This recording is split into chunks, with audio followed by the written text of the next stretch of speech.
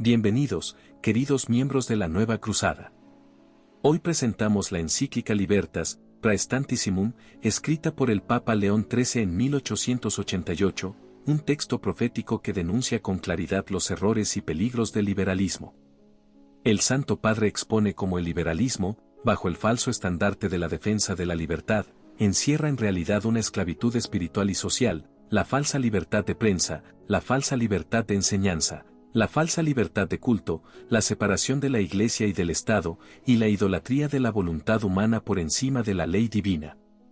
Más de un siglo después, vemos cómo estas ideas han penetrado no solo en los gobiernos y en las instituciones, sino en la misma mentalidad de los pueblos. Hoy, millones defienden con fervor lo que León XIII ya señalaba como errores fatales. Una libertad desligada de la verdad, un Estado convertido en ídolo que dicta leyes contrarias a la ley natural y divina, y una cultura que se enorgullece de su autonomía frente a Dios, olvidando que Él es la única fuente de vida y libertad auténtica. Hoy, en las llamadas democracias occidentales, que son las hijas de los errores del liberalismo, se pueden ver los frutos amargos de esta doctrina de corrupción, familias destruidas, gobiernos que defienden leyes infames, una cultura que idolatra el error, la mentira y la degeneración. Hoy, las llamadas democracias occidentales son sociedades que han perdido su horizonte, porque son como un cuerpo separado de su alma, desconectadas de Dios, condenadas a la corrupción y al vacío. Escuchemos juntos esta encíclica luminosa, que no ha perdido vigencia, y que hoy más que nunca puede servirnos de guía en medio del caos de un mundo que ha cambiado el verdadero bien por libertades falsas y destructivas. Y ahora escuchemos. Carta encíclica, Libertas Praestantissimum. Del Sumo Pontífice León XIII. Sobre la libertad y el liberalismo. La libertad, don excelente de la naturaleza, propio y exclusivo de los seres racionales, confiere al hombre la dignidad de estar en manos de su albedrío y de ser dueño de sus acciones. Pero lo más importante en esta dignidad es el modo de su ejercicio, porque del uso de la libertad nacen los mayores bienes y los mayores males.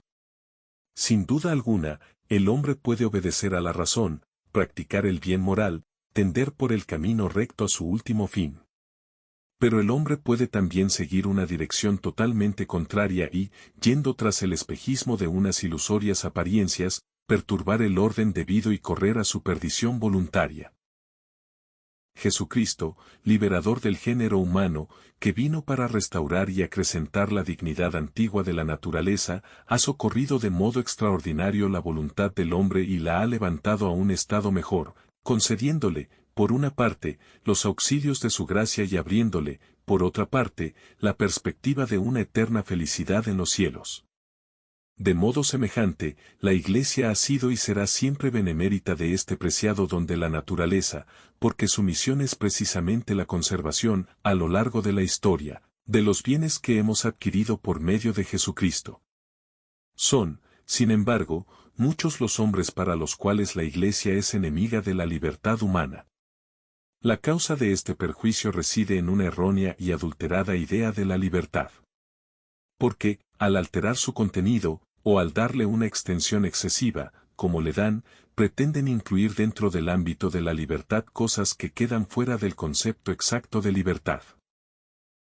Nos hemos hablado ya en otras ocasiones, especialmente en la encíclica Immortale Dei, sobre las llamadas libertades modernas, separando lo que en éstas hay de bueno de lo que en ellas hay de malo. Hemos demostrado al mismo tiempo que todo lo bueno que estas libertades presentan es tan antiguo como la misma verdad, y que la Iglesia lo ha aprobado siempre de buena voluntad y lo ha incorporado siempre a la práctica diaria de su vida. La novedad añadida modernamente, si hemos de decir la verdad, no es más que una auténtica corrupción producida por las turbulencias de la época y por la inmoderada fiebre de revoluciones. Pero como son muchos los que se obstinan en ver, aun en los aspectos viciosos de estas libertades, la gloria suprema de nuestros tiempos y el fundamento necesario de toda constitución política, como si fuera imposible concebir sin estas libertades el gobierno perfecto del Estado, nos ha parecido necesario, para la utilidad de todos, tratar con particular atención este asunto. 1. Doctrina católica sobre la libertad. Libertad natural. El objeto directo de esta exposición es la libertad moral, considerada tanto en el individuo como en la sociedad.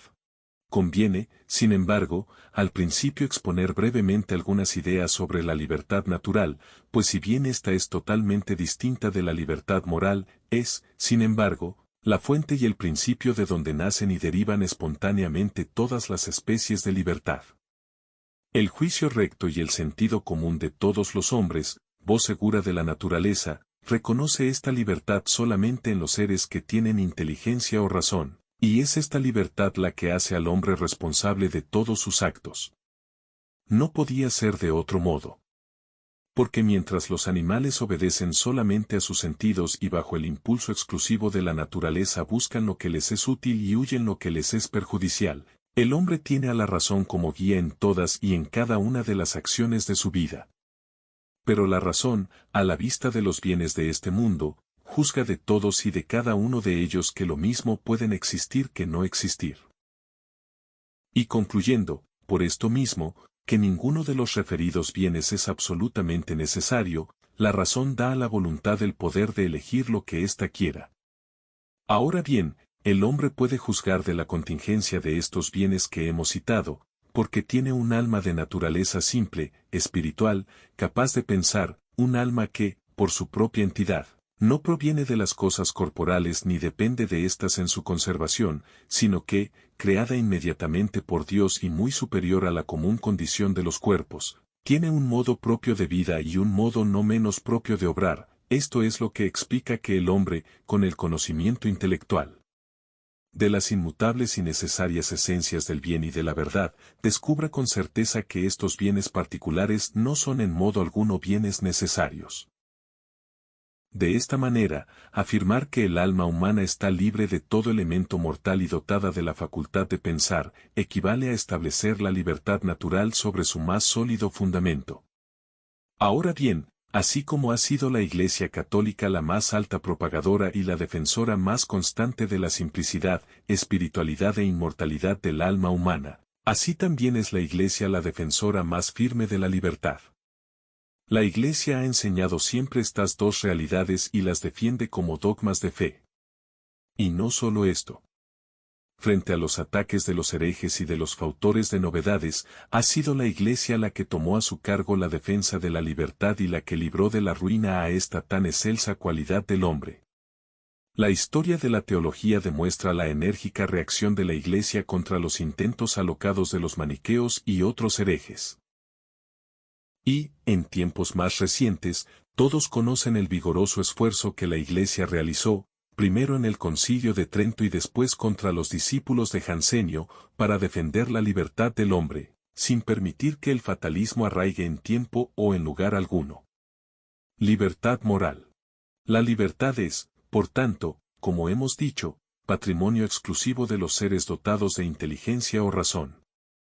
Considerada en su misma naturaleza, esta libertad no es otra cosa que la facultad de elegir entre los medios que son aptos para alcanzar un fin determinado, en el sentido de que el que tiene facultad de elegir una cosa entre muchas es dueño de sus propias acciones.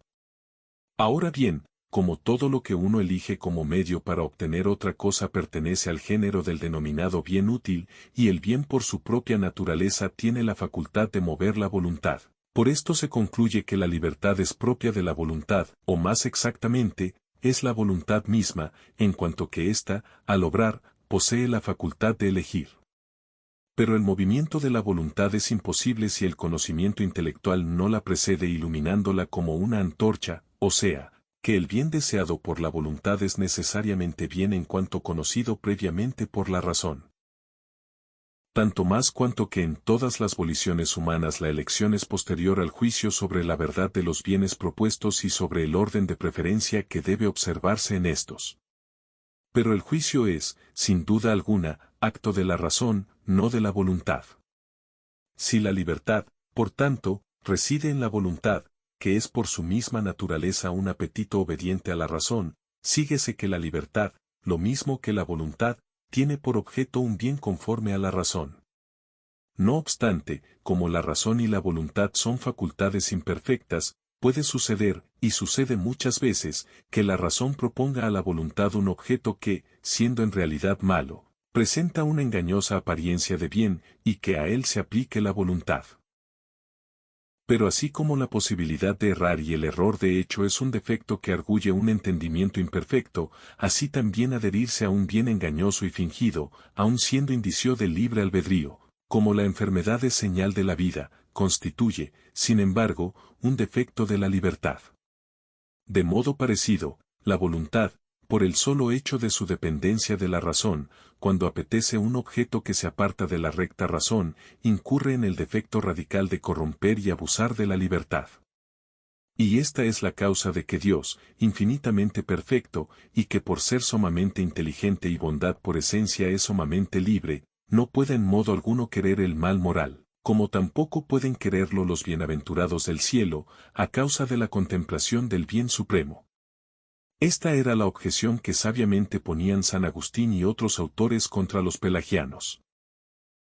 Si la posibilidad de apartarse del bien perteneciera a la esencia y a la perfección de la libertad, entonces Dios, Jesucristo, los ángeles y los bienaventurados, todos los cuales carecen de ese poder, o no serían libres o, al menos, no lo serían con la misma perfección que el hombre en estado de prueba e imperfección.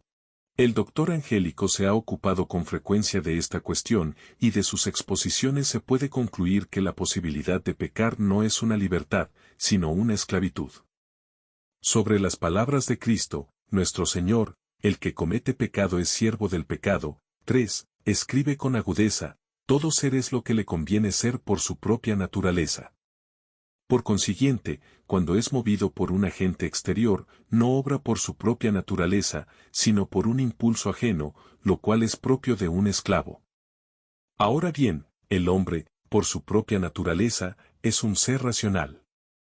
Por tanto, cuando obra según la razón, actúa en virtud de un impulso propio y de acuerdo con su naturaleza, en lo cual consiste precisamente la libertad, pero cuando peca, obra al margen de la razón, y actúa entonces lo mismo que si fuese movido por otro y estuviese sometido al dominio ajeno, y por esto, el que comete el pecado es siervo del pecado. Es lo que había visto con bastante claridad la filosofía antigua, especialmente los que enseñaban que sólo el sabio era libre, entendiendo por sabio, como es sabido, aquel que había aprendido a vivir según la naturaleza, es decir, de acuerdo con la moral y la virtud. La ley.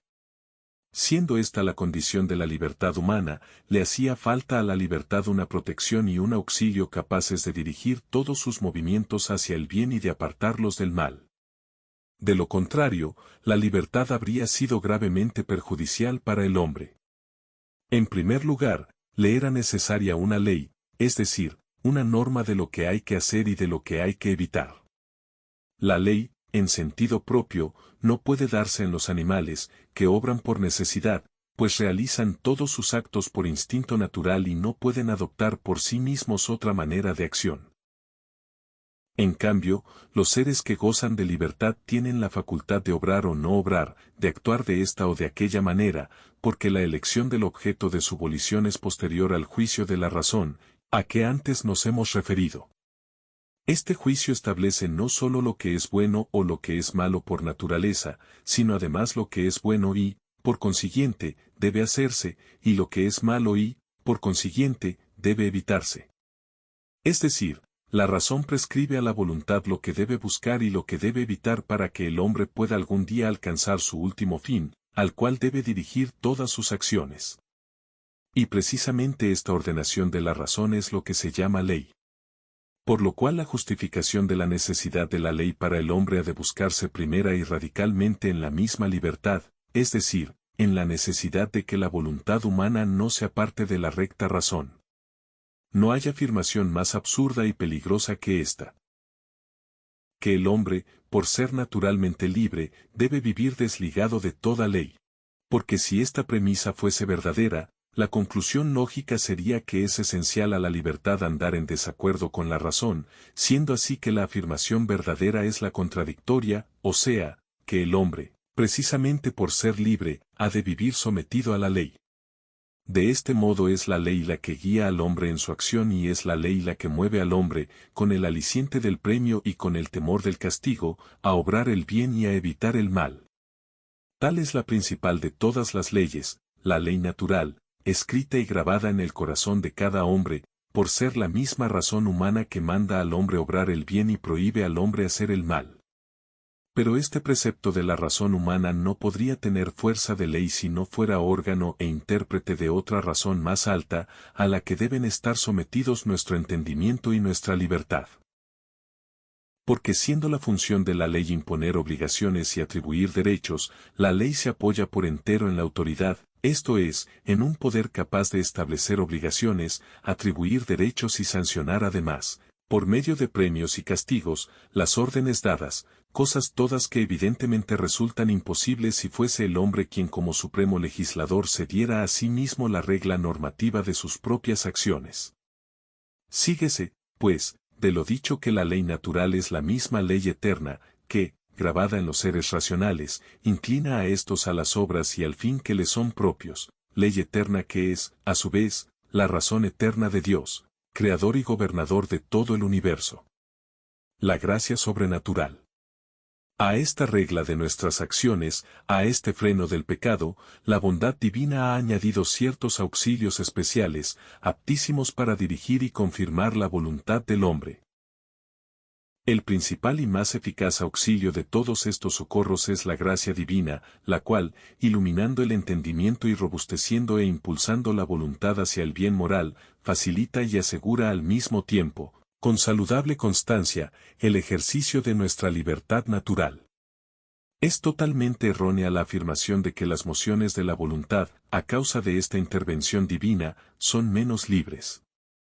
Porque la influencia de la gracia divina alcanza las profundidades más íntimas del hombre y se armoniza con las tendencias naturales de éste, porque la gracia nace de aquel que es autor de nuestro entendimiento y de nuestra voluntad y mueve todos los seres de un modo adecuado a la naturaleza de cada uno.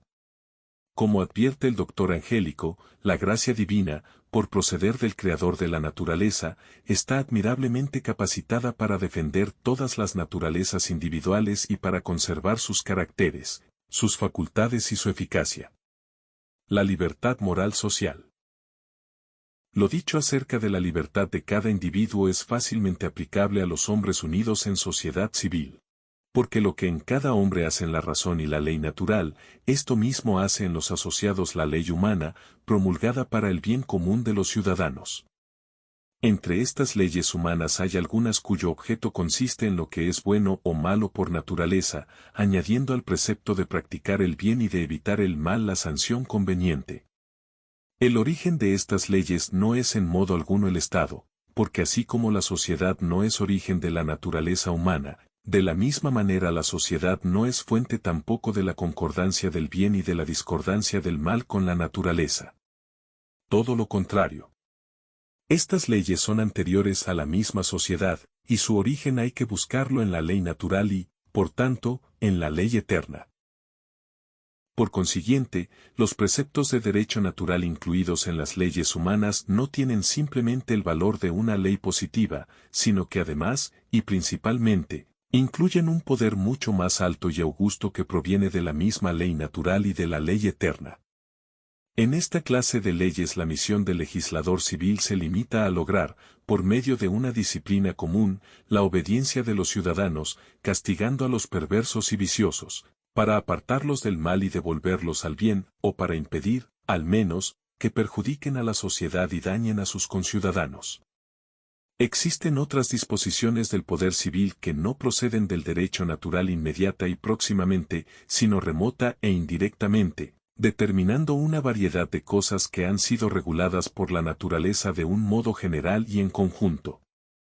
Así, por ejemplo, la naturaleza ordena que los ciudadanos cooperen con su trabajo a la tranquilidad y prosperidad públicas. Pero la medida, el modo y el objeto de esta colaboración no están determinados por el derecho natural, sino por la prudencia humana. Estas reglas peculiares de la convivencia social, determinadas según la razón y promulgadas por la legítima potestad, constituyen el ámbito de la ley humana propiamente dicha. Esta ley ordena a todos los ciudadanos colaborar en el fin que la comunidad se propone y les prohíbe desertar de este servicio, y mientras sigue sumisa y se conforma con los preceptos de la naturaleza, esa ley conduce al bien y aparta del mal. De todo lo cual se concluye que hay que poner en la ley eterna de Dios la norma reguladora de la libertad, no sólo de los particulares, sino también de la comunidad social.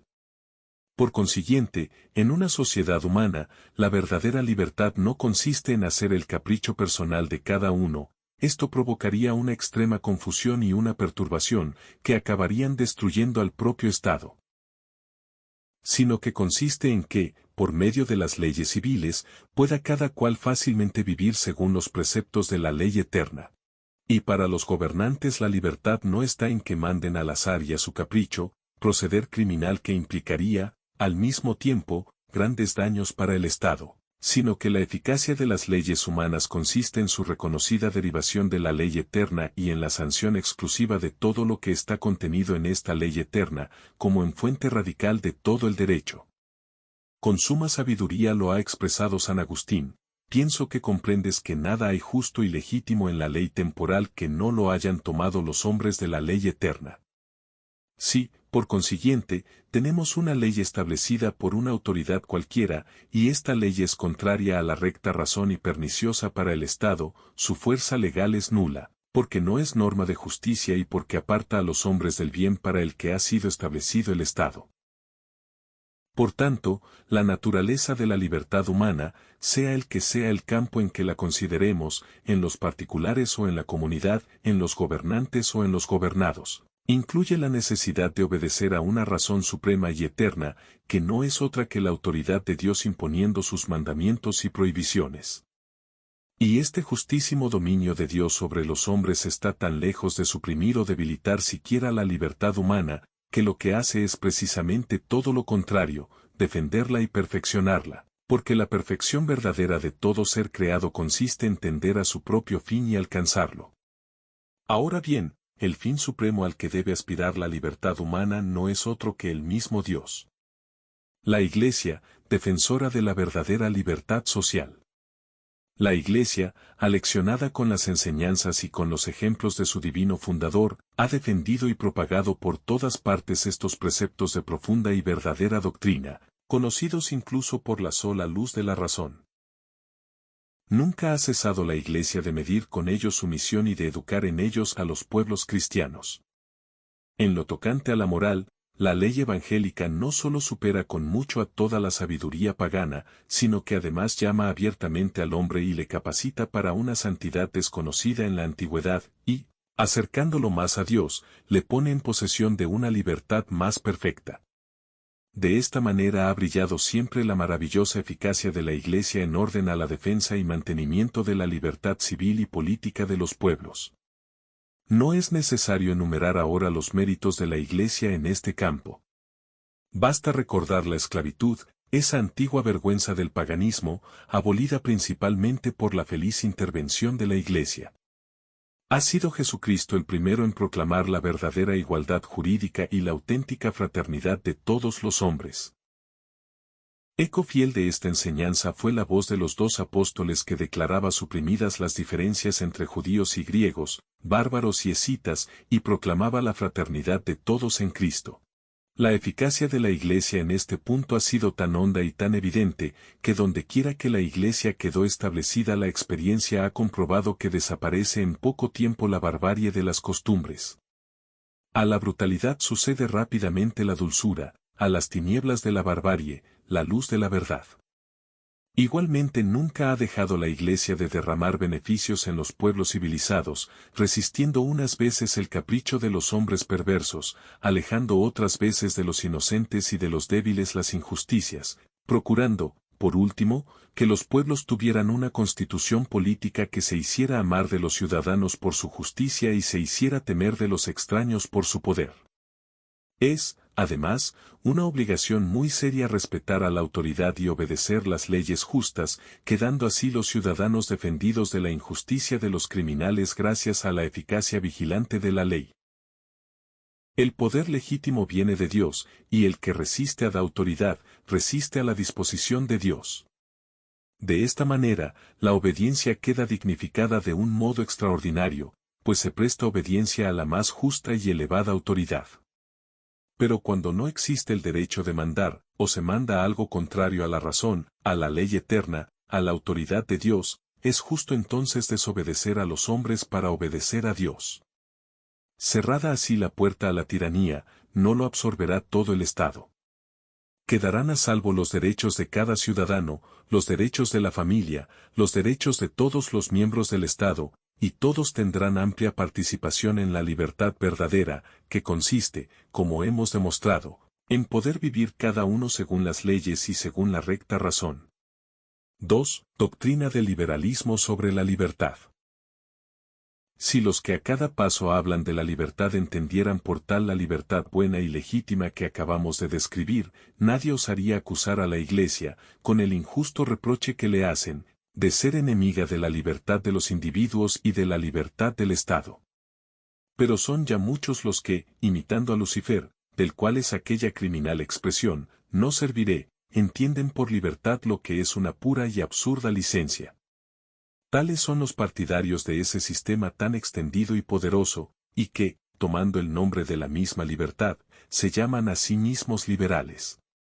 Liberalismo de primer grado. El naturalismo o racionalismo en la filosofía coincide con el liberalismo en la moral y en la política, pues los seguidores del liberalismo aplican a la moral y a la práctica de la vida los mismos principios que establecen los defensores del naturalismo.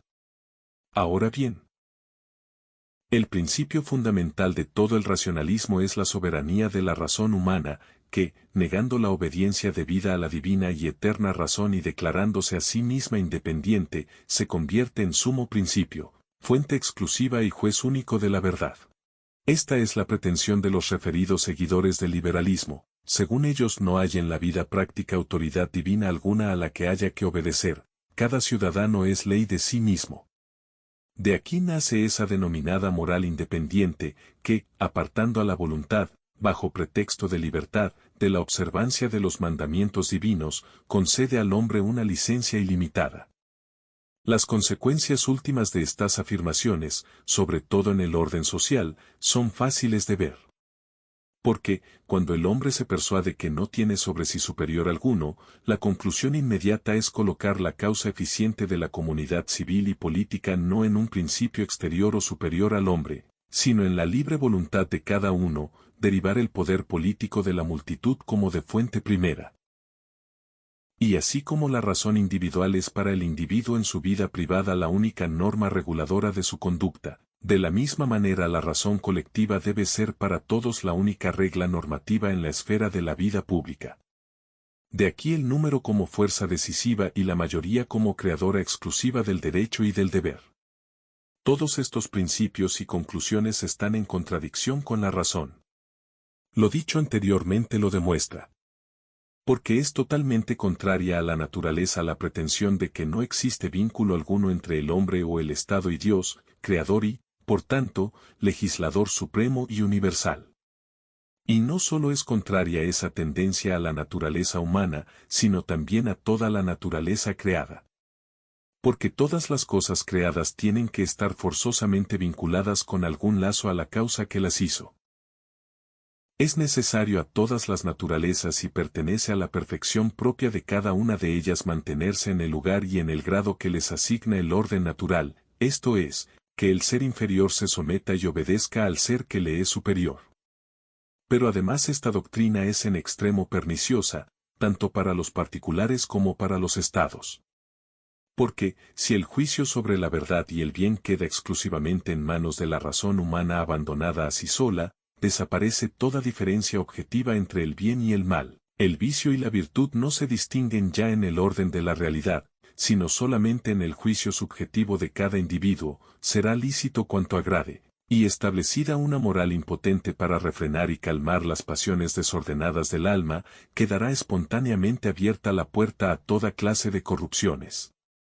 En cuanto a la vida pública, el poder de mandar queda separado de su verdadero origen natural, del cual recibe toda la eficacia realizadora del bien común. Y la ley, reguladora de lo que hay que hacer y lo que hay que evitar, queda abandonada al capricho de una mayoría numérica, verdadero plano inclinado que lleva a la tiranía. La negación del dominio de Dios sobre el hombre y sobre el Estado arrastra consigo como consecuencia inevitable la ausencia de toda religión en el Estado, y consiguientemente el abandono más absoluto en todo lo referente a la vida religiosa. Armada la multitud con la idea de su propia soberanía, fácilmente degenera en la anarquía y en la revolución, y suprimidos los frenos del deber y de la conciencia, no queda más que la fuerza, que es radicalmente incapaz para dominar por sí solas las pasiones desatadas de las multitudes.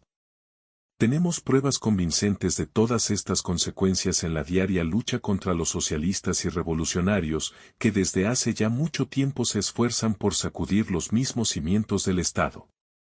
Analicen, pues, y determinen los rectos enjuiciadores de la realidad si esta doctrina es provechosa para la verdadera libertad digna del hombre o si es más bien una teoría corruptora y destructora de esta libertad.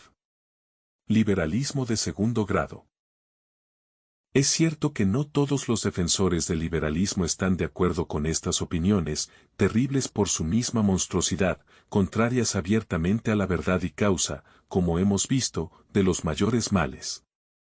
Obligados por la fuerza de la verdad, muchos liberales reconocen sin rubor e incluso afirman espontáneamente que la libertad, cuando es ejercida sin reparar en exceso alguno y con desprecio de la verdad y de la justicia, es una libertad pervertida que degenera en abierta licencia, y que, por tanto, la libertad debe ser dirigida y gobernada por la recta razón, y consiguientemente debe quedar sometida al derecho natural y a la ley eterna de Dios. Piensan que esto basta y niegan que el hombre libre deba someterse a las leyes que Dios quiera imponerle por un camino distinto al de la razón natural. Pero al poner esta limitación no son consecuentes consigo mismos. Porque sí, como ellos admiten y nadie puede razonablemente negar, hay que obedecer a la voluntad de Dios legislador, por la total dependencia del hombre respecto de Dios y por la tendencia del hombre hacia Dios. La consecuencia es que nadie puede poner límites o condiciones a este poder legislativo de Dios sin quebrantar al mismo tiempo la obediencia debida a Dios. Más aún, si la razón del hombre llegara a arrogarse el poder de establecer por sí misma la naturaleza y la extensión de los derechos de Dios y de sus propias obligaciones, el respeto a las leyes divinas sería una apariencia, no una realidad, y el juicio del hombre valdría más que la autoridad y la providencia del mismo Dios. Es necesario, por tanto, que la norma de nuestra vida se ajuste continua y religiosamente no solo a la ley eterna, sino también a todas y cada una de las demás leyes que Dios, en su infinita sabiduría, en su infinito poder y por los medios que le ha parecido, nos ha comunicado. Leyes que podemos conocer con seguridad por medio de señales claras e indubitables. Necesidad acentuada por el hecho de que esta clase de leyes, al tener el mismo principio y el mismo autor que la ley eterna, concuerdan enteramente con la razón, perfeccionan el derecho natural e incluyen además el magisterio del mismo Dios, quien, para que nuestro entendimiento y nuestra voluntad no caigan en error, rige a entrambos benignamente con su amorosa dirección. Manténgase, pues, santa e inviolablemente unido lo que no puede ni debe ser separado, y sírvase a Dios en todas las cosas, como lo ordena la misma razón natural, con toda sumisión y obediencia. Liberalismo de tercer grado. Hay otros liberales algo más moderados, pero no por esto más consecuentes consigo mismos. Estos liberales afirman que, efectivamente, las leyes divinas deben regular la vida y la conducta de los particulares, pero no la vida y la conducta del Estado. Es lícito en la vida política apartarse de los preceptos de Dios y legislar sin tenerlos en cuenta para nada. De esta noble afirmación brota la perniciosa consecuencia de que es necesaria la separación entre la Iglesia y el Estado. Es fácil de comprender el absurdo error de estas afirmaciones. Es la misma naturaleza la que exige a voces que la sociedad proporcione a los ciudadanos medios abundantes y facilidades para vivir virtuosamente, es decir, según las leyes de Dios, ya que Dios es el principio de toda virtud y de toda justicia. Por esto, es absolutamente contrario a la naturaleza que pueda lícitamente el Estado despreocuparse de esas leyes divinas o establecer una legislación positiva que las contradiga. Pero, Además, los gobernantes tienen, respecto de la sociedad, la obligación estricta de procurarle por medio de una prudente acción legislativa no solo la prosperidad y los bienes exteriores, sino también y principalmente los bienes del espíritu. Ahora bien, en orden al aumento de estos bienes espirituales, nada hay ni puede haber más adecuado que las leyes establecidas por el mismo Dios. Por esta razón, los que en el gobierno de Estado pretenden desentenderse de las leyes divinas desvían el poder político de su propia institución y del orden impuesto por la misma naturaleza. Pero hay otro hecho importante, que nosotros mismos hemos subrayado más de una vez en otras ocasiones: el poder político y el poder religioso, aunque tienen fines y medios específicamente distintos, deben, sin embargo, necesariamente, en el ejercicio de sus respectivas funciones, encontrarse algunas veces. Ambos poderes ejercen su autoridad sobre los mismos hombres, y no es raro que uno y otro poder legislen acerca de una misma materia, aunque por razones distintas. En esta convergencia de poderes, el conflicto sería absurdo y repugnaría abiertamente a la infinita sabiduría de la voluntad divina. Es necesario, por tanto, que haya un medio, un procedimiento para evitar los motivos de disputas y luchas y para establecer un acuerdo en la práctica. Acertadamente ha sido comparado este acuerdo a la unión del alma con el cuerpo, unión igualmente provechosa para ambos, y cuya desunión, por el contrario, es perniciosa particularmente para el cuerpo, que con ella pierde la vida. 3. Las conquistas del liberalismo. Libertad de cultos. Para dar mayor claridad a los puntos tratados es conveniente examinar por separado las diversas clases de libertad que algunos proponen como conquistas de nuestro tiempo. En primer lugar examinemos, en relación con los particulares, esa libertad tan contraria a la virtud de la religión, la llamada libertad de cultos, libertad fundada en la tesis de que cada uno puede, a su arbitrio, profesar la religión que prefiera o no profesar ninguna. Esta tesis es contraria a la verdad. Porque de todas las obligaciones del hombre, la mayor y más sagrada es, sin duda alguna, la que nos manda dar a Dios el culto de la religión y de la piedad. Este deber es la consecuencia necesaria de nuestra perpetua dependencia de Dios, de nuestro gobierno por Dios y de nuestro origen primero y fin supremo, que es Dios. Hay que añadir, además, que sin la virtud de la religión no es posible virtud auténtica alguna, porque la virtud moral es aquella virtud cuyos actos tienen por objeto todo lo que nos lleva a Dios, considerado como supremo y último bien del hombre, y por esto, la religión, cuyo oficio es realizar todo lo que tiene por fin directo e inmediato el honor de Dios, es la reina y la regla a la vez de todas las virtudes. Y si se pregunta cuál es la religión que hay que seguir entre tantas religiones opuestas entre sí, la respuesta la dan al unísono la razón y naturaleza, la religión que Dios ha mandado, y que es fácilmente reconocible por medio de ciertas notas exteriores con las que la divina providencia ha querido distinguirla, para evitar un error, que, en asunto de tanta trascendencia, implicaría desastrosas consecuencias. Por esto, conceder al hombre esta libertad de cultos de que estamos hablando equivale a concederle el derecho de desnaturalizar impunemente una obligación santísima y de ser infiel a ella, abandonando el bien para entregarse al mal. Esto, lo hemos dicho ya, no es libertad, es una depravación de la libertad y una esclavitud del alma entregada al pecado.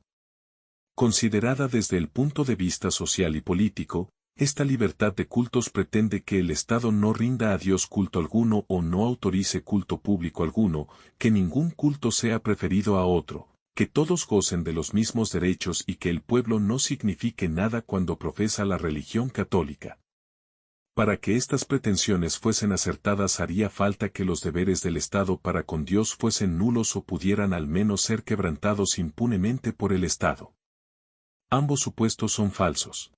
Porque nadie puede dudar que la existencia de la sociedad civil es obra de la voluntad de Dios, ya se considere esta sociedad en sus miembros, ya en su forma, que es la autoridad, ya en su causa, ya en los copiosos beneficios que proporciona al hombre.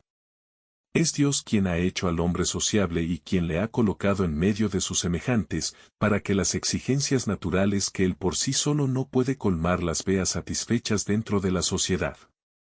Por esto es necesario que el Estado, por el mero hecho de ser sociedad, reconozca a Dios como Padre y Autor y reverencie y adore su poder y su dominio.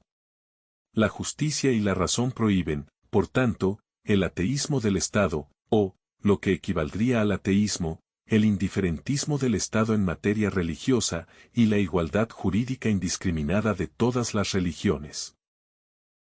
Siendo, pues, necesaria en el Estado la profesión pública de una religión, el Estado debe profesar la única religión verdadera, la cual es reconocible con facilidad, singularmente en los pueblos católicos, puesto que en ella aparecen como grabados los caracteres distintivos de la verdad.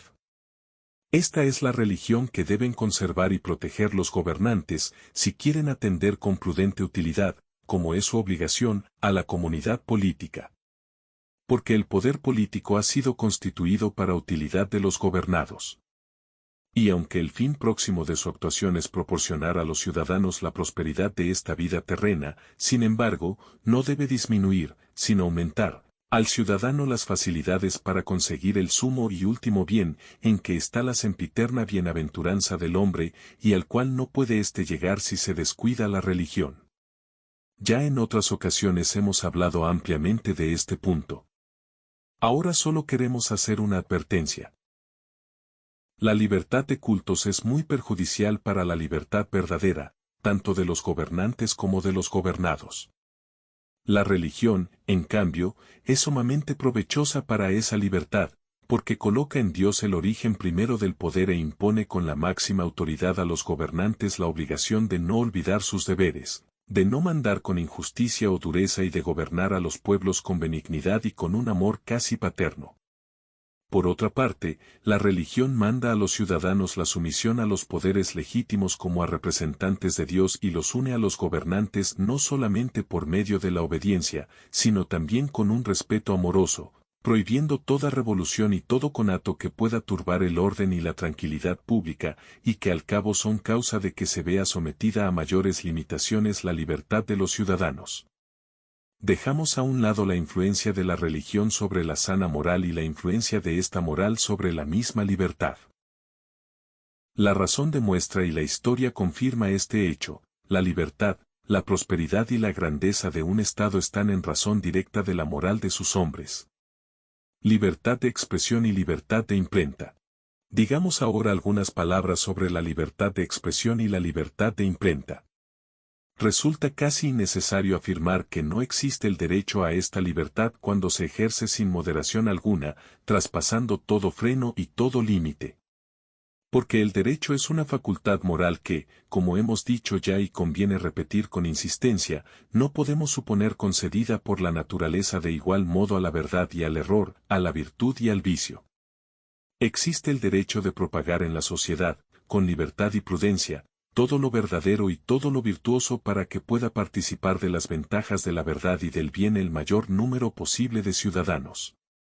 Pero las opiniones falsas, máxima dolencia mortal del entendimiento humano, y los vicios corruptores del espíritu y de la moral pública deben ser reprimidos por el poder público para impedir su paulatina propagación, dañosa en extremo para la misma sociedad.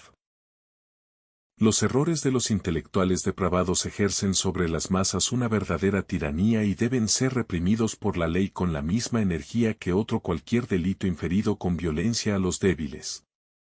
Esta represión es aún más necesaria, porque la inmensa mayoría de los ciudadanos no puede en modo alguno, o a lo sumo con mucha dificultad, prevenirse contra los artificios del estilo y las sutilezas de la dialéctica, sobre todo cuando éstas y aquellos son utilizados para halagar las pasiones. Si se concede a todos una licencia ilimitada en el hablar y en el escribir, nada quedará ya sagrado e inviolable. Ni siquiera serán exceptuadas esas primeras verdades, esos principios naturales que constituyen el más noble patrimonio común de toda la humanidad. Se oscurece así poco a poco la verdad con las tinieblas y, como muchas veces sucede, se hace dueña del campo una numerosa plaga de perniciosos errores. Todo lo que la licencia gana lo pierde la libertad. La grandeza y la seguridad de la libertad están en razón directa de los frenos que se opongan a la licencia. Pero en las materias opinables, dejadas por Dios a la libre discusión de los hombres, está permitido a cada uno tener la opinión que le agrade y exponer libremente la propia opinión. La naturaleza no se opone a ello, porque esta libertad nunca lleva al hombre a oprimir la verdad. Por el contrario, muchas veces conduce al hallazgo y manifestación de la verdad. Libertad de enseñanza. Respecto a la llamada libertad de enseñanza, el juicio que hay que dar es muy parecido. Solamente la verdad debe penetrar en el entendimiento, porque en la verdad encuentran las naturalezas racionales su bien, su fin y su perfección. Por esta razón, la doctrina dada tanto a los ignorantes como a los sabios debe tener por objeto exclusivo la verdad, para dirigir a los primeros hacia el conocimiento de la verdad y para conservar a los segundos en la posesión de la verdad. Este es el fundamento de la obligación principal de los que enseñan, extirpar el error de los entendimientos y bloquear con eficacia el camino a las teorías falsas. Es evidente, por tanto, que la libertad de que tratamos, al pretender arrogarse el derecho de enseñarlo todo a su capricho, está en contradicción flagrante con la razón y tiende por su propia naturaleza a la perversión más completa de los espíritus. El poder público no puede conceder a la sociedad esta libertad de enseñanza sin quebrantar sus propios deberes. Prohibición cuyo rigor aumenta por dos razones, porque la autoridad del maestro es muy grande ante los oyentes y porque son muy pocos los discípulos que pueden juzgar por sí mismos si es verdadero o falso lo que el maestro les explica. Por lo cual es necesario que también esta libertad, si ha de ser virtuosa, quede circunscrita dentro de ciertos límites, para evitar que la enseñanza se trueque impunemente en instrumento de corrupción. Ahora bien, la verdad, que debe ser el objeto único de la enseñanza, es de dos clases, una, natural, otra, sobrenatural. Las verdades naturales, a las cuales pertenecen los principios naturales y las conclusiones inmediatas derivadas de estos por la razón, constituyen el patrimonio común del género humano y el firme fundamento en que se apoyan la moral, la justicia, la religión y la misma sociedad. Por esto, no hay impiedad mayor, no hay locura más inhumana que permitir impunemente la violación y la desintegración de este patrimonio. Con no menor reverencia debe ser conservado el precioso y sagrado tesoro de las verdades que Dios nos ha dado a conocer por la revelación. Los principales capítulos de esta revelación se demuestran con muchos argumentos de extraordinario valor, utilizados con frecuencia por los apologistas. Tales son: el hecho de la revelación divina de algunas verdades, la encarnación del Hijo unigénito de Dios para dar testimonio de la verdad, la fundación por el mismo Jesucristo de una sociedad perfecta, que es la Iglesia, cuya cabeza es el mismo, y con la cual prometió estar hasta la consumación de los siglos. A esta sociedad ha querido encomendar todas las verdades por él enseñadas, con el encargo de guardarlas, defenderlas y enseñarlas con autoridad legítima. Al mismo tiempo, ha ordenado a todos los hombres que obedezcan a la Iglesia igual que a él mismo, amenazando con la ruina eterna a todos los que desobedezcan este mandato. Consta, pues, claramente que el mejor y más seguro maestro del hombre es Dios, fuente y principio de toda verdad, y también el unigénito, que está en el seno del Padre y es camino, verdad, vida, luz verdadera que ilumina a todo hombre, a cuya enseñanza deben prestarse todos los hombres dócilmente, y serán todos enseñados por Dios. Ahora bien, en materia de fe y de moral, Dios mismo ha hecho a la Iglesia partícipe del magisterio divino y le ha concedido el privilegio divino de no conocer el error. Por esto la Iglesia es la más alta y segura maestra de los mortales y tiene un derecho inviolable a la libertad de magisterio. Por otra parte, la Iglesia, apoyándose en el firme fundamento de la doctrina revelada, ha antepuesto, de hecho, a todo el cumplimiento exacto de esta misión que Dios le ha confiado. Superando las dificultades que por todas partes la envuelven, no ha dejado jamás de defender la libertad de su magisterio. Por este camino el mundo entero, liberado de la calamidad de las supersticiones, ha encontrado en la sabiduría cristiana su total renovación. Y como la razón por sí sola demuestra claramente que entre las verdades reveladas y las verdades naturales no puede existir oposición verdadera y todo lo que se oponga a las primeras es necesariamente falso, Por esto el divino magisterio de la Iglesia, lejos de obstaculizar el deseo de saber y el desarrollo en las ciencias o de retardar de alguna manera el progreso de la civilización, ofrece, por el contrario, en todos estos campos abundante luz y segura garantía.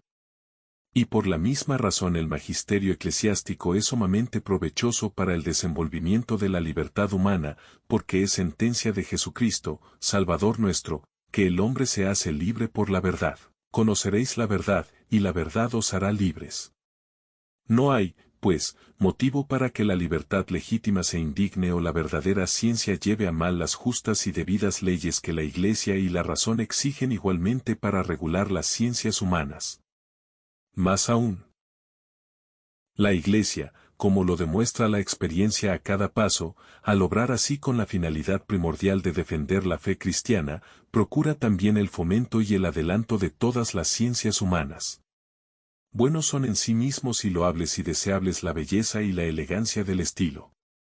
Y todo conocimiento científico que provenga de un recto juicio y esté de acuerdo con el orden objetivo de las cosas, presta un gran servicio al esclarecimiento de las verdades reveladas.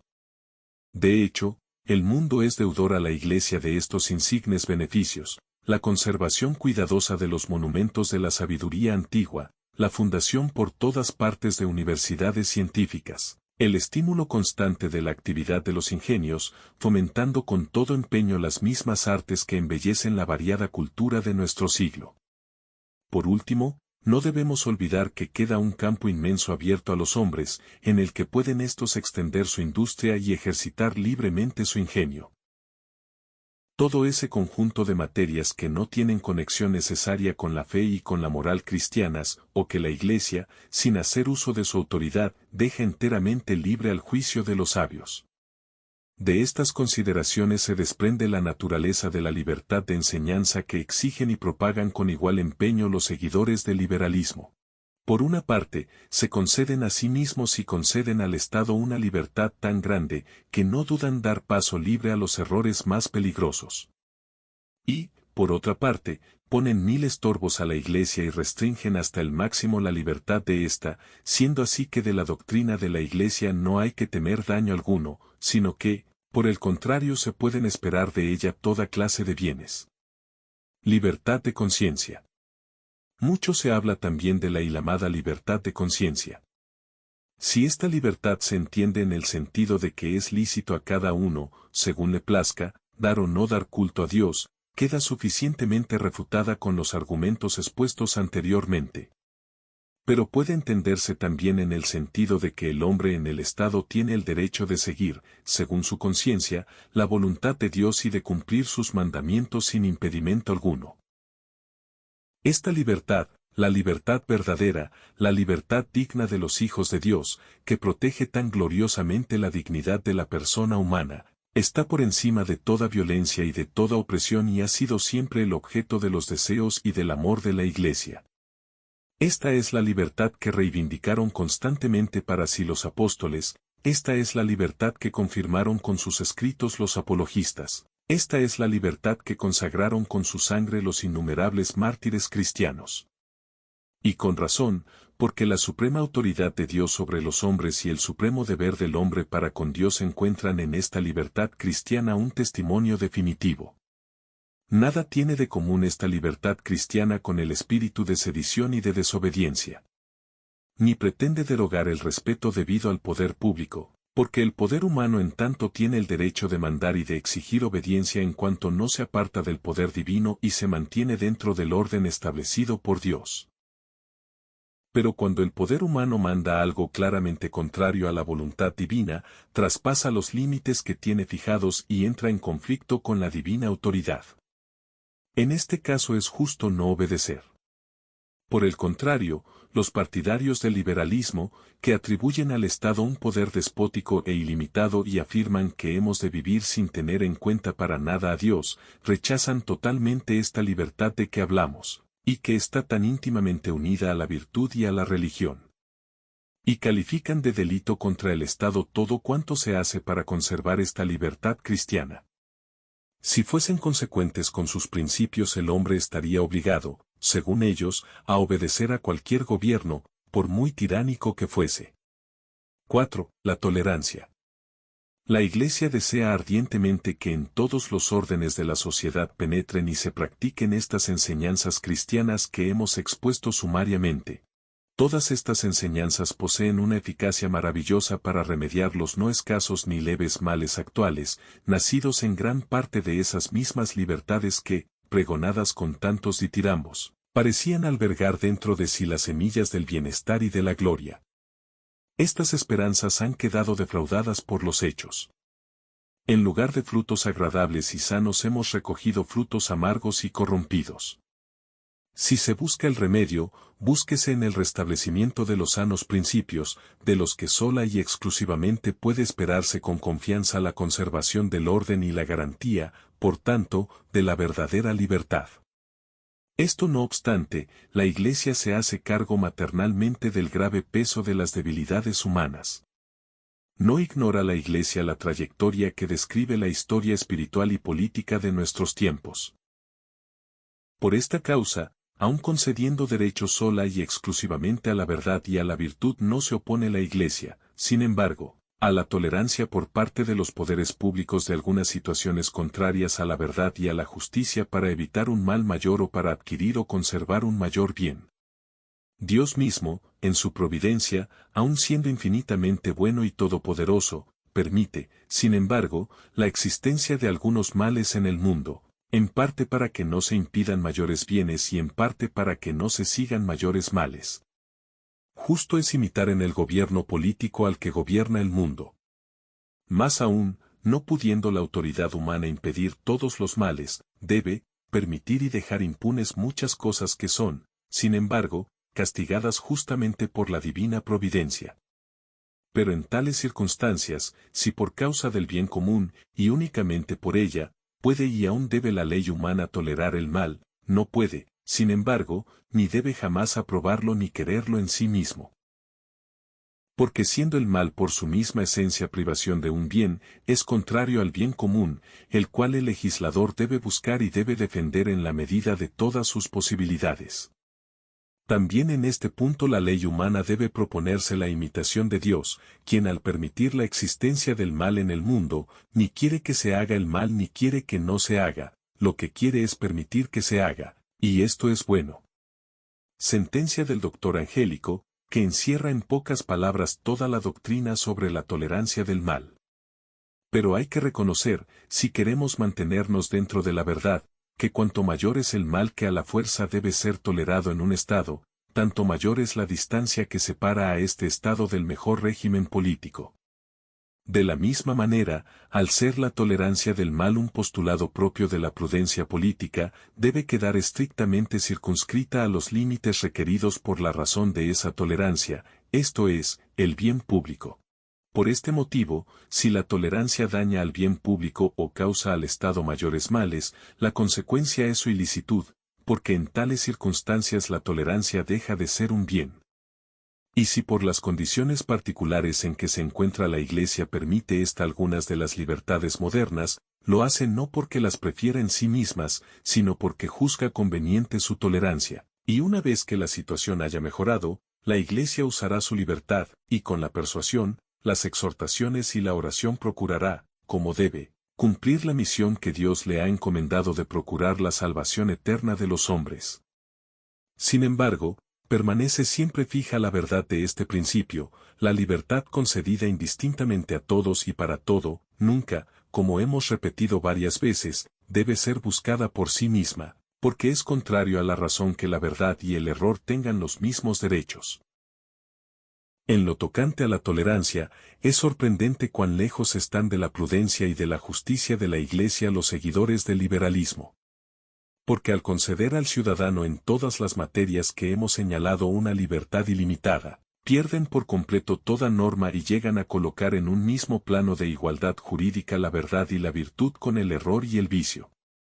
Y cuando la Iglesia, columna y firmamento de la verdad, maestra incorrupta de la moral verdadera, juzga que es su obligación protestar sin descanso contra una tolerancia tan licenciosa y desordenada, es entonces acusada por los liberales de falta de paciencia y mansedumbre. No advierten que al hablar así califican de vicio lo que es precisamente una virtud de la Iglesia. Por otra parte, es muy frecuente que estos grandes predicadores de la tolerancia sean, en la práctica, estrechos e intolerantes cuando se trata del catolicismo. Los que son pródigos en repartir a todos libertades sin cuento, niegan continuamente a la Iglesia su libertad. 5. Juicio crítico sobre las distintas formas de liberalismo. Para mayor claridad, recapitularemos brevemente la exposición hecha y deduciremos las consecuencias prácticas. El núcleo esencial es el siguiente: es absolutamente necesario que el hombre quede todo entero bajo la dependencia efectiva y constante de Dios. Por consiguiente, es totalmente inconcebible una libertad humana que no esté sumisa a Dios y sujeta a su voluntad. Negar a Dios este dominio supremo o negarse a aceptarlo no es libertad, sino abuso de la libertad y rebelión contra Dios. Es esta precisamente la disposición de espíritu que origina y constituye el mal fundamental del liberalismo. Sin embargo, son varias las formas que éste presenta, porque la voluntad puede separarse de la obediencia debida a Dios o de la obediencia debida a los que participan de la autoridad divina, de muchas formas y en grados muy diversos. La perversión mayor de la libertad, que constituye al mismo tiempo la especie peor del liberalismo, consiste en rechazar por completo la suprema autoridad de Dios y rehusarle toda obediencia, tanto en la vida pública como en la vida privada y doméstica. Todo lo que nos hemos expuesto hasta aquí se refiere a esta especie de liberalismo. La segunda clase es el sistema de aquellos liberales que, por una parte, reconocen la necesidad de someterse a Dios, Creador, Señor del mundo y gobernador providente de la naturaleza, pero, por otra parte, rechazan audazmente las normas de dogma y de moral que, superando la naturaleza, son comunicadas por el mismo Dios, o pretenden por lo menos que no hay razón alguna para tenerlas en cuenta, sobre todo en la vida política del Estado.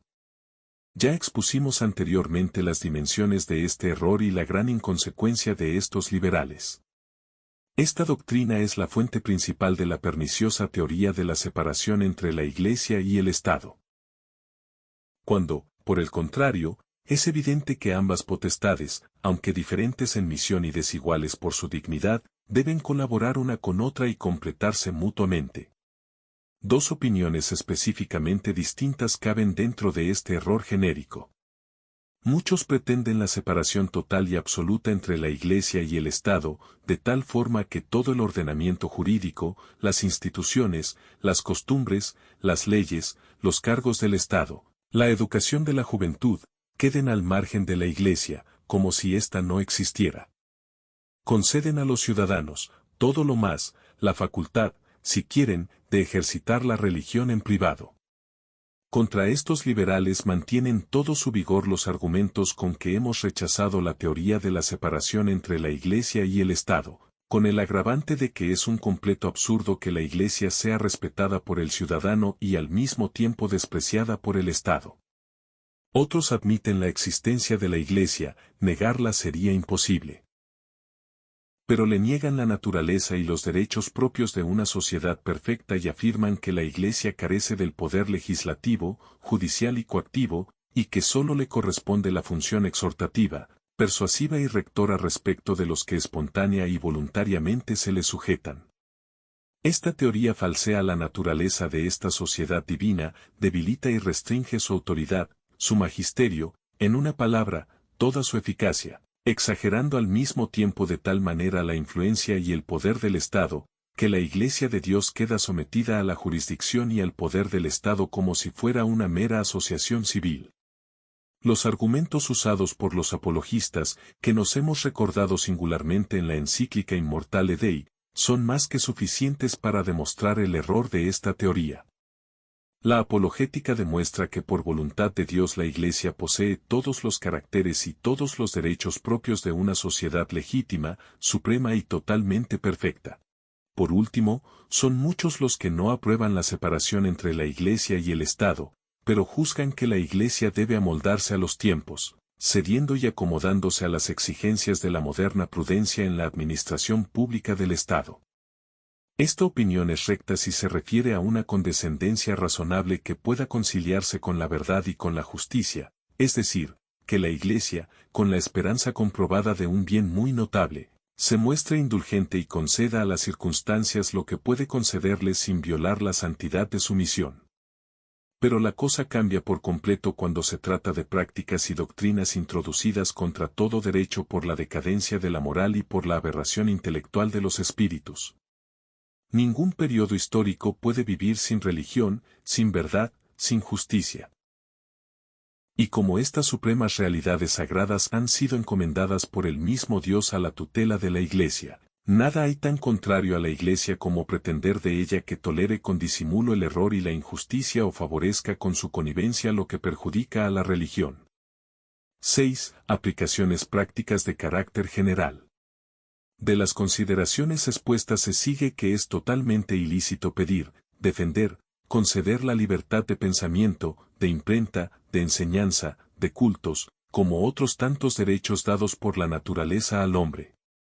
Porque si el hombre hubiera recibido realmente estos derechos de la naturaleza, tendría derecho a rechazar la autoridad de Dios y la libertad humana no podría ser limitada por ley alguna. Síguese, además, que estas libertades, si existen causas justas, pueden ser toleradas, pero dentro de ciertos límites para que no degeneren en un insolente desorden. Donde estas libertades estén vigentes, usen de ellas los ciudadanos para el bien, pero piensen acerca de ellas lo mismo que la Iglesia piensa. Una libertad no debe ser considerada legítima más que cuando supone un aumento en la facilidad para vivir según la virtud. Fuera de este caso, nunca. Donde exista ya o donde amenace la existencia de un gobierno que tenga a la nación oprimida injustamente por la violación o prive por la fuerza a la Iglesia de la libertad de vida, es lícito procurar al Estado otra organización política más moderada, bajo la cual se pueda obrar libremente. No se pretende, en este caso, una libertad inmoderada y viciosa, se busca un alivio para el bien común de todos. Con ello únicamente se pretende que donde se concede licencia para el mal no se impida el derecho de hacer el bien. Ni está prohibido tampoco en sí mismo preferir para el Estado una forma de gobierno moderada por el elemento democrático, salva siempre la doctrina católica acerca del origen y el ejercicio del poder político. La Iglesia no condena forma alguna de gobierno, con tal que sea apta por sí misma a la utilidad de los ciudadanos. Pero exige, de acuerdo con la naturaleza, que cada una de esas formas quede establecida sin lesionar a nadie y, sobre todo, respetando íntegramente los derechos de la Iglesia. Es bueno participar en la vida política, a menos que en algunos lugares, por circunstancias de tiempo y situación, se imponga otra conducta. Más todavía, la Iglesia aprueba la colaboración personal de todos con su trabajo al bien común y que cada uno, en las medidas de sus fuerzas, procure la defensa, la conservación y la prosperidad del Estado. No condena tampoco la Iglesia el deseo de liberarse de la dominación de una potencia extranjera o de un tirano, con tal que ese deseo pueda realizarse sin violar la justicia. Tampoco reprende, finalmente, a los que procuran que los estados vivan de acuerdo con su propia legislación y que los ciudadanos gocen de medios más amplios para aumentar su bienestar. Siempre fue la Iglesia fidelísima defensora de las libertades cívicas moderadas. Lo demuestran sobre todo las ciudades de Italia, que lograron, bajo el régimen municipal, prosperidad, riqueza y nombre glorioso en aquellos tiempos en que la influencia saludable de la Iglesia había penetrado sin oposición de nadie en todas las partes del Estado.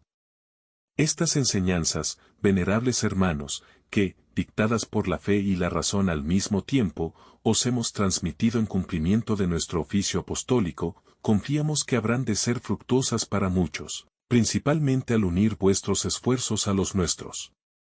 Con humildad de corazón, alzamos a Dios nuestros ojos suplicantes y con todo fervor le pedimos que se digne conceder benignamente a los hombres la luz de su sabiduría y de su consejo, para que, fortalecidos con su virtud, puedan en cosas tan importantes ver la verdad y vivir según la verdad, tanto en la vida privada como en la vida pública, en todos los tiempos y con inquebrantable constancia. Como prenda de estos celestiales dones y testimonio de nuestra benevolencia, a vosotros, venerables hermanos, y al clero y pueblo que gobernáis, damos con todo afecto en el Señor la bendición apostólica. Queridos hermanos, al terminar la lectura de Libertas Praestantissimum, queda claro que León XIII no hablaba solo a su tiempo, sino al nuestro.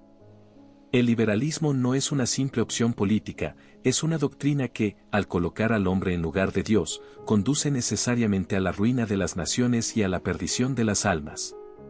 Hoy vemos los frutos amargos de estas ideas: familias destruidas, gobiernos que promueven leyes inicuas, culturas enteras que idolatran la libertad de error mientras desprecian la libertad de servir a Dios. Y sin embargo, la voz de la Iglesia nos recuerda que la única libertad verdadera es la de los hijos de Dios, la que se vive en la verdad, en la virtud y en la obediencia a la ley divina. La batalla contra el liberalismo es más importante que nunca, y nosotros, como católicos, estamos llamados a dar testimonio con firmeza, a defender la verdadera libertad, a denunciar los errores y a proclamar que solo Cristo, Rey de Reyes y Señor de Señores, puede liberar al hombre y a las naciones de la esclavitud del pecado. Que Dios los bendiga.